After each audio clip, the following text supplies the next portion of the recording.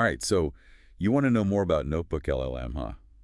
Specifically, you're curious how it handles YouTube and those brand new videos everyone's talking about.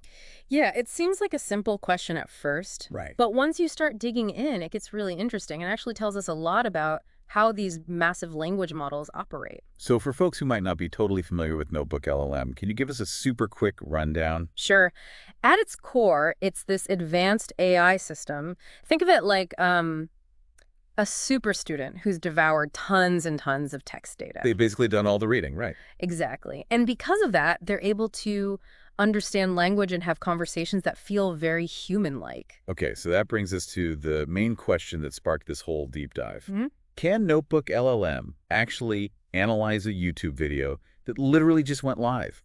Like today? See, that's where things get a little tricky. Notebook LLM and lots of other large language models, they all have this thing called a knowledge cutoff date. They're Huh. trained on a specific data set, right? So their knowledge is kind of like a snapshot frozen in time.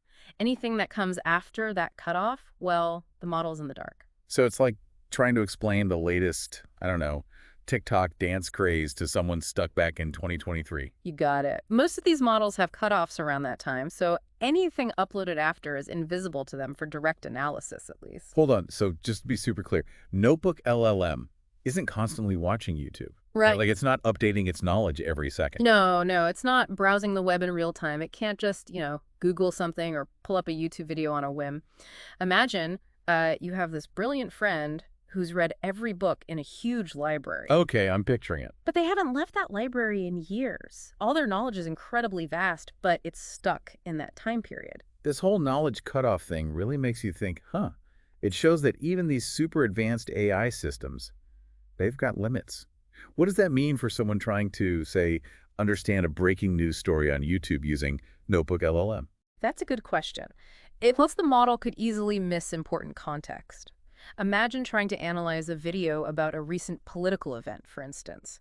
The model might not have the most up-to-date information that's shaping public opinion. Okay, so there are definitely limitations, Hmm. but you hinted at some workarounds earlier. Come on, spill the beans. Tell me if there's a way to get Notebook LLM to give us some insights into these new videos. There is. And you actually play a key role in this. You become kind of a bridge between the new information and the LLM. You could download a transcript of a YouTube video, Okay. or even summarize it yourself, and then feed that text into Notebook LLM. So basically, we're translating the new info into something the LLM can understand. Precisely. And that opens a whole new world of possibilities. You can use Notebook LLM's powerful analysis tools to see the main themes, the sentiment of the video, and even spot potential misinformation. Whoa, wait a minute. That's super cool. Can you walk me through how to actually do that? Like if I have a new YouTube video I'm dying to analyze, what are the steps to get it ready for Notebook LLM? It's actually pretty easy. Most of the time, you can download a transcript right from YouTube. Then you just copy and paste it into the Notebook LLM input field. Simple enough. Right. And there are some browser extensions out there that can make the whole process even smoother.